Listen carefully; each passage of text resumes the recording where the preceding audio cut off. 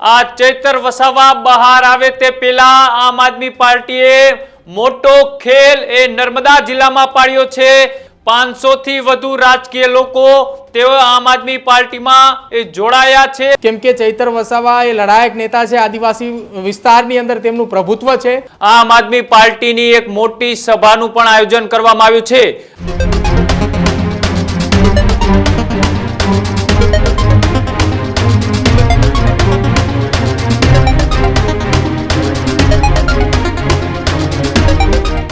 નમસ્કાર, આપ જોઈ રહ્યા છો ન્યૂઝ રૂમ અને આપની સાથે છું કૃણાલ। મહત્વપૂર્ણ સમાચાર એ નર્મદાથી સામે આવી રહ્યા છે કે જ્યાં ભાજપ અને કોંગ્રેસમાં મોટો ફટકો પડ્યો છે। જી હા, ભાજપ અને કોંગ્રેસના નેતા અને કાર્યકર્તાઓ આમ આદમી પાર્ટીમાં જોડાયા છે। આ ચૈતર વસાવા બહાર આવે તે પહેલા આમ આદમી પાર્ટીએ મોટો ખેલ નર્મદા જિલ્લામાં પાડ્યો છે। ભાજપ નેતાએ રાજીનામું આપી આમ આદમી પાર્ટીમાં જોડાયા હોવાની અત્યારે માહિતી સામે આવી રહી છે।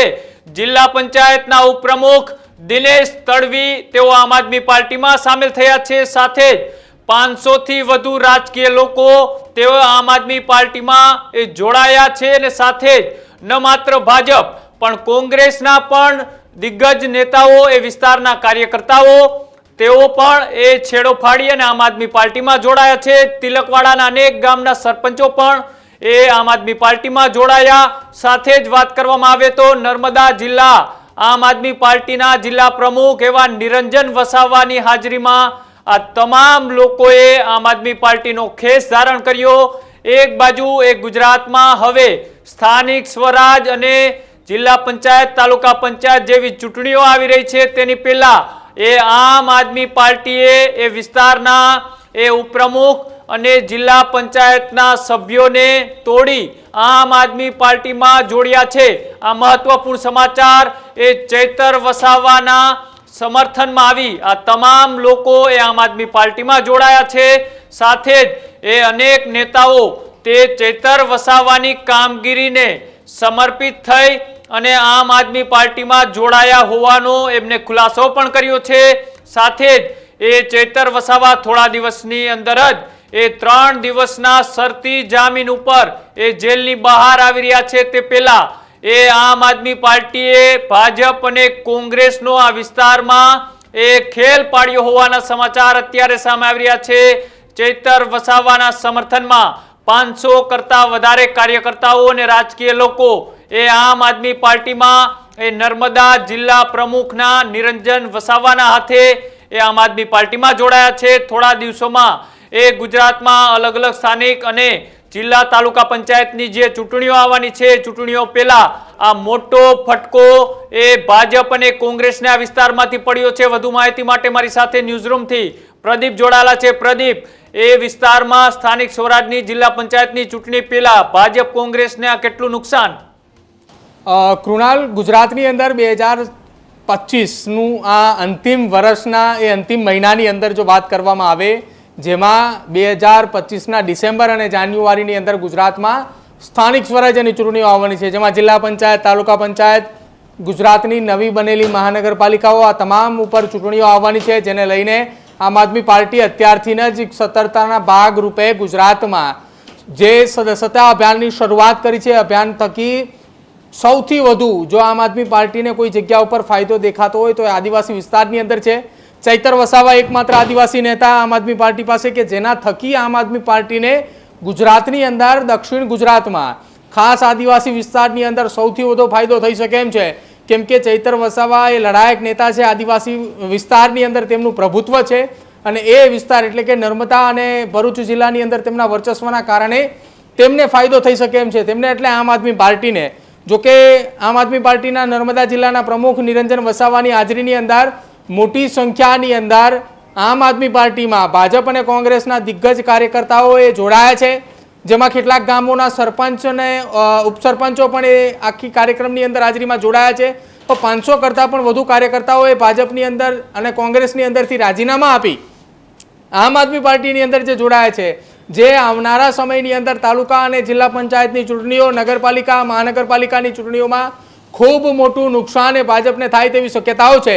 જો કે સમગ્ર ગુજરાતની અંદર હાલ આમ આદમી પાર્ટીએ સદસ્યતા જોડો અભિયાન અંતર્ગત અલગ અલગ શહેરો અલગ અલગ જિલ્લાઓની અંદર કુલ 2000 જેટલી સભા કરવાનું નક્કી કર્યું છે અને તમામ સભાઓની અંદર આમ આદમી પાર્ટીમાં લોકો જોડાઈ રહ્યા હોવાનો આપનો દાવો છે।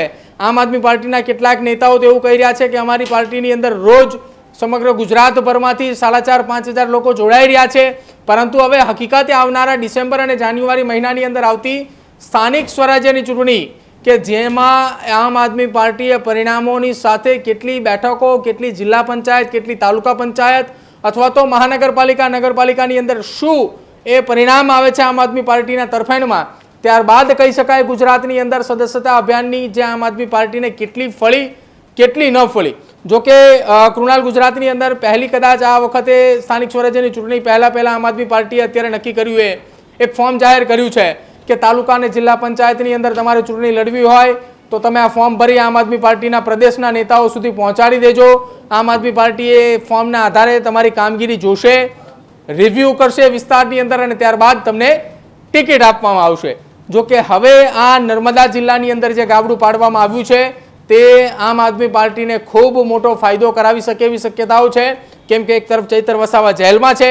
ચૈતર વસાવાની કામગીરી જોઈને આ તમામ કાર્યકર્તાઓ અને નેતાઓએ આપમાં જોડાયા છે, ત્યારે હવે આવનારા સમયની અંદર આમ આદમી પાર્ટીએ દક્ષિણ ગુજરાત ખાસ નર્મદા અને ભરૂચ જિલ્લાની અંદર કેટલી મજબૂતાઈથી આગળ વધે છે અને જેટલી મજબૂતાઈથી આમ આદમી પાર્ટીએ બંને જિલ્લાઓની અંદર આગળ વધે છે એટલો જ ફાયદો એમને આવનારી વિધાનસભા, સ્થાનિક સ્વરાજ્ય અને સાથે સાથે 2029ની આવનારી લોકસભાની ચૂંટણી દરમિયાન પણ એમને ફાયદો મળશે। કૃણાલ, હા બિલકુલ આભાર પ્રદીપ। તો જે રીતના વાત કરી કે આવનારી તમામ ચૂંટણીઓ પહેલા એ આમ આદમી પાર્ટી સતર્કતાના ભાગરૂપે સદસ્યતા અભિયાન એ ચાલુ કર્યું છે। લગભગ 2000 જેટલી એ ગુજરાતના અલગ અલગ વિસ્તારોની અંદર સભાઓ કરવાનું તેમનું એક નેમ લીધેલો છે। તેના ભાગરૂપે આજે પણ એ ડેડિયાપાડાના ધારાસભ્ય ચૈતર વસાવા જેલમાં બંધ છે, ત્યારે પણ આજે ડેડિયાપાડાની અંદર આમ આદમી પાર્ટીની એક મોટી સભાનું પણ આયોજન કરવામાં આવ્યું છે।